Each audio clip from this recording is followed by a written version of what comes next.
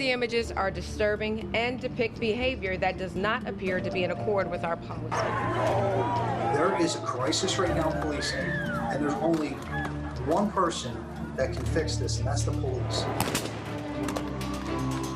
If you go to a group of community members and say, look, if as a police officer I have to deal with this and this and then this happens, what would you like me to do? They often say what the policy is, but when you actually see that policy unfolding in front of your eyes, yeah, it never looks good. So I'm saying sorry. We circle our wagons and say, you know, there's only one bad apple out of the bunch. Like, people are tired of rhetoric. I've experienced racism. I'm a black man first. I was a black man for 20 years before I became a police officer. I'm on your side. Like, I know I'm in the uniform, but I'm on your side. Individuals can make a difference by standing up to what's wrong, but you gotta have courage to do so. Months of protests since the killing of George Floyd have many people discussing the gap between police and some communities. So what are the issues and how do we come together to best address them? I'm Bill Anderson, and thanks for joining us as we explore the best ways to police the problem. What we see is often the same. I mean, this is what it's come to. We try to be peaceful. But how we see it can be very different. What people are saying is they want protectors in the community and not warriors. For months, some have called it a growing movement towards holding police officers accountable. I have initiated several concurrent internal affairs investigations. And making communities more fair. Police Inspector Joe Bologna saluted supporters this morning gathered outside the Northeast Philadelphia headquarters of the police union on his way to turn himself in to face criminal charges. He never, ever even came close to that. While others see examples of the same events. I have viewed video posted by the New York Times, by which I am extremely disturbed and, quite frankly, sickened beyond description. And label it violent, divisive. It's not just one cop that did that. There was multiple cops, multiple people, multiple layers to this. I have never believed tear gas was an effective tool when I've seen other cities use it in protest. It always seemed to me to make situations worse. There's a lot of crazy going out here. And call for more and even harsher law enforcement. They got the big guns out and everything. These are the issues that we as a society are facing as we discuss law enforcement. Listen, it's largely undeniable that police have different relationships with various communities. But one of the biggest questions is, how did we get here?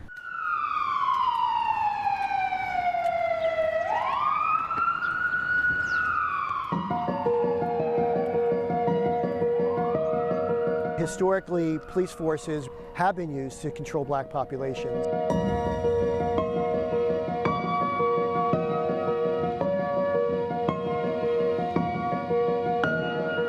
It started with the inception of our police force.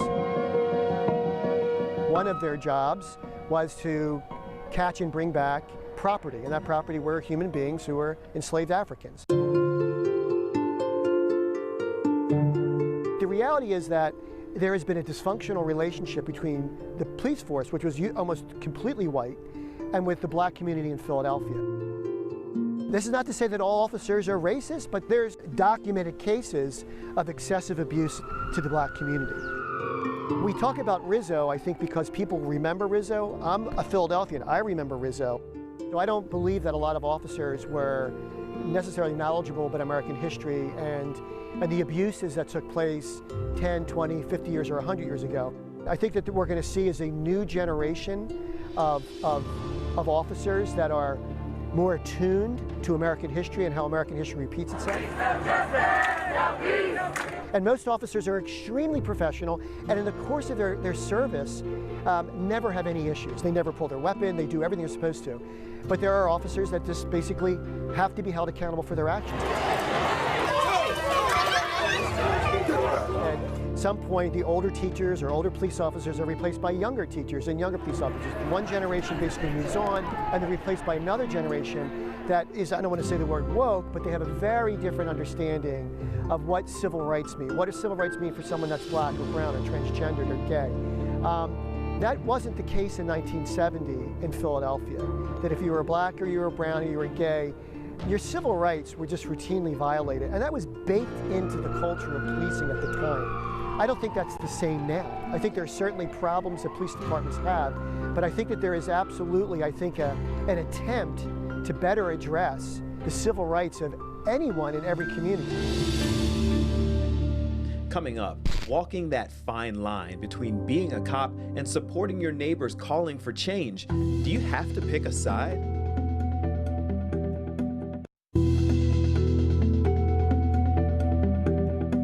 Inspector Derrick Wood is a proud son of North Philadelphia.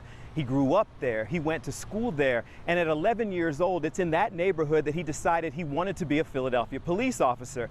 What he didn't count on was having to decide whether he wanted to be black or blue. This is my profession, it's what I do, pays the bills, and I'm passionate about it. Philadelphia Police Inspector Derrick Wood has been with the force for the past 22 years.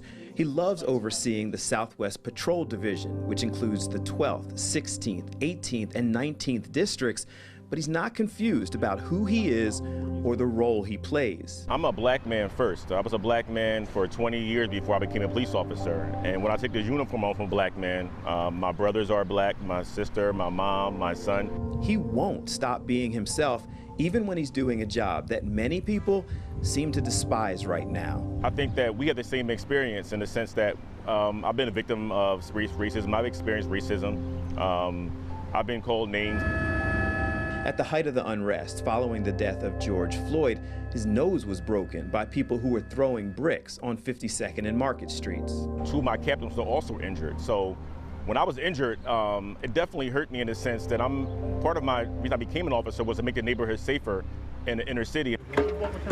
Those are the same areas where he's worked tirelessly these past few years, trying to bridge the gap between the community and the police. We've done job fairs, we've had discussions in barbershops. We even started a GED program out in my division where we got 47 people GEDs, and 27 of those people were ex-offenders. But when he wanted a second chance. But that commitment to community, it hasn't prevented officers in his districts from being spat on or disrespected in other ways. Once we increase transparency and give the community a voice in how they're being policed, I think the trust will grow. Inspector Wood hopes the passion of the Black Lives Matter movement and exposure from those calling for police reform will also help in finding solutions to stop the gun violence that plagues Philadelphia streets. This year we're on pace to have over 400, and 85% of those people are black, like you and me and a lot of people we know. And some people just shrug it off like it's nothing, it's not a big deal. And I think a lot of people do care. I see that. But more people need to care. And at the same time, stop questioning where the officer's commitment lies. I also want to see end of racism and police brutality because at the end of the day, when I retire from the job, I'm still going to be a black man in America. Now, Inspector Wood is a ranking official with 20 years of service. But what about your everyday officer on the street? What do they do when their communities begin to question their loyalties? First, I'm a black woman that is passionate about health, passionate about fitness, passionate about my community.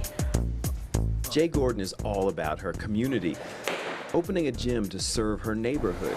But in current times, she's defined as much by what she didn't say as anything that she did. I asked you who you were. You listed a whole bunch of things and talked about your passion, didn't mention your job. I am a police officer. But that doesn't really define who I am. Her hesitation defines the challenges facing so many police these days, particularly in inner cities. Officers who, by virtue of their job, are put in the position of picking a side. It's been overwhelming. Sometimes it's been a little stressful. It's perhaps the unintended consequence of the demand for systemic change that sometimes in changing systems, we end up viewing good people as our enemies. I don't think they're angry at me. I just think that they're angry at the uniform. I know you're angry and you have every right to be angry. I'm angry too. Her community commitment runs deep, both in and out of uniform. But that hasn't changed how some friends and several strangers view her in these divided times. I don't want to say F the police or, quit your job. And I got hit with a think it was like a flower pot. I've never been, you know, in that situation ever. But I mean, that's what I signed up for. But like many officers, she said she signed up to try to make things better for communities because it's necessary. I'm not the enemy. You know, it's a bunch of great officers out here that we need on the police force that is deep in the community trying to help. And so Jay Gordon, the officer, will continue to stand with her community and hope they remember Jay Gordon, the person. You know who I am. You know who Jay Gordon is. You know, I'm for what's right. The divide often seems huge, but there's an example close by that's nationally recognized for changing the way police interact with the community. And the results, they've been impressive.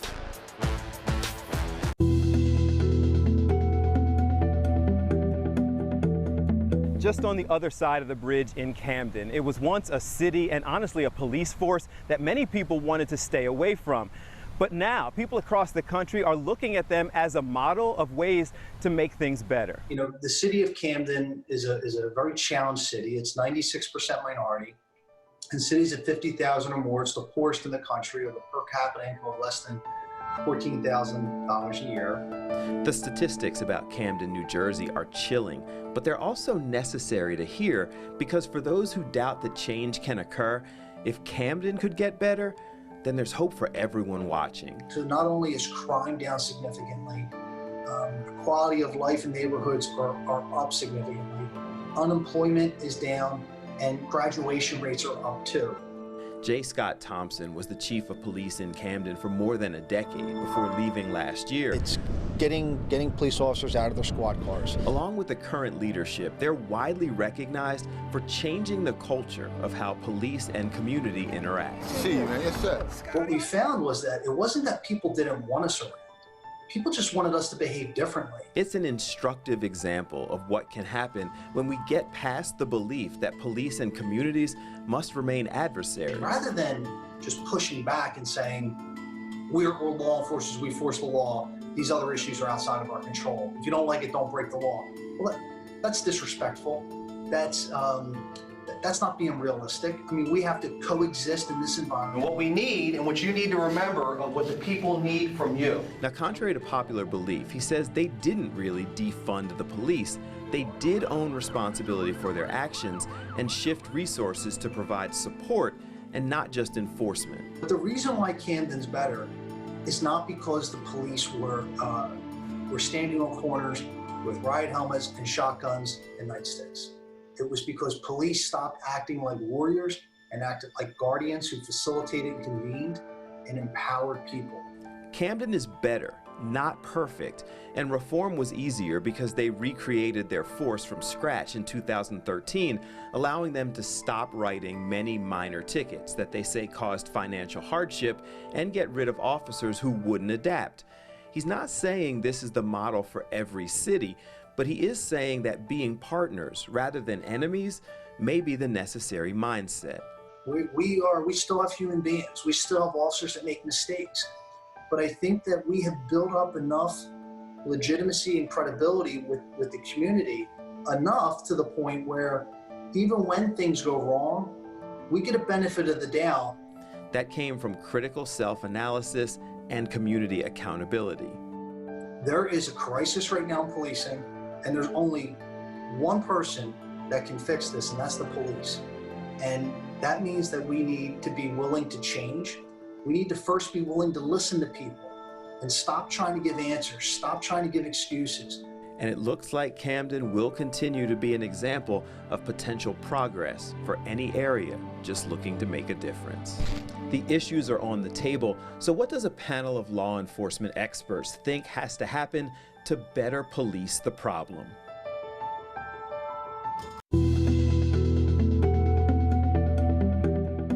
Now, the toughest part of any issue is trying to find solutions. So we went to people with various experience in law enforcement to get their take.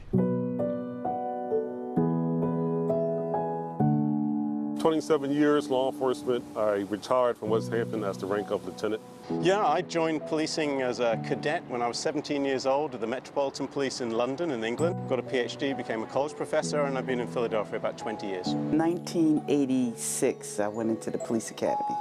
So for about 27 years, and then outside of retirement, it's about 30 years altogether. Law enforcement, especially during challenging times, is something that everyone has strong opinions about.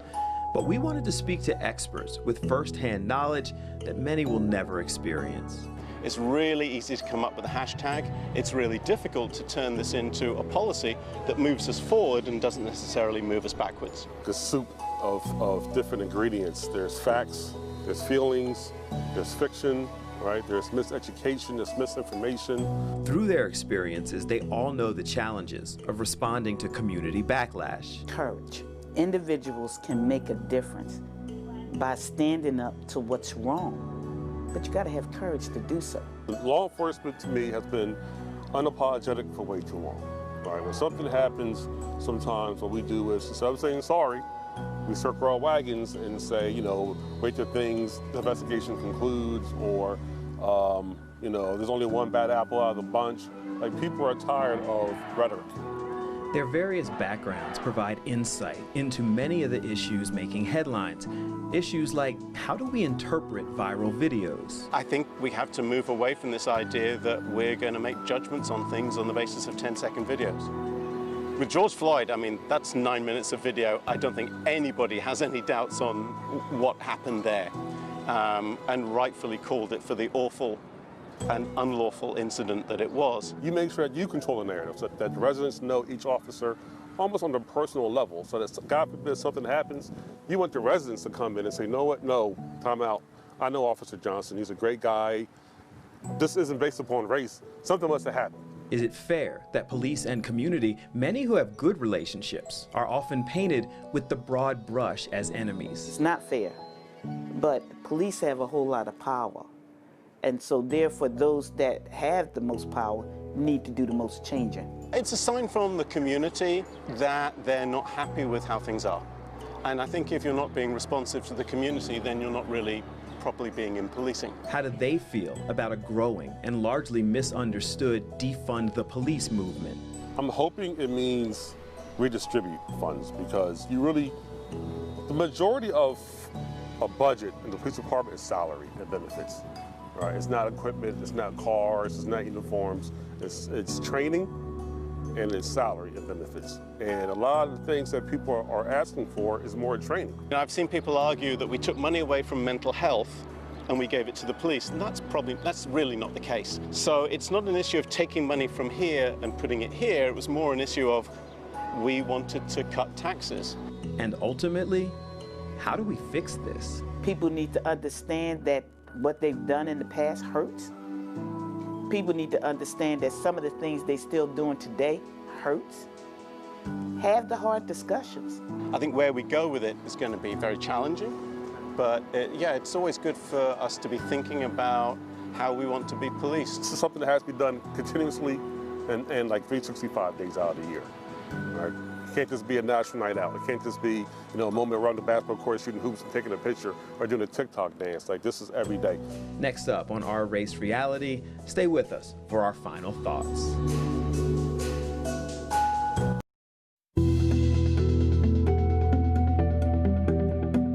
So the theme seems to be that people are demanding a change in the police and how they interact with some communities. And we've got to be willing to have the uncomfortable discussion.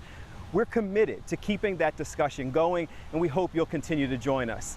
I'm Bill Anderson, and thank you so much for your time, and have a good one.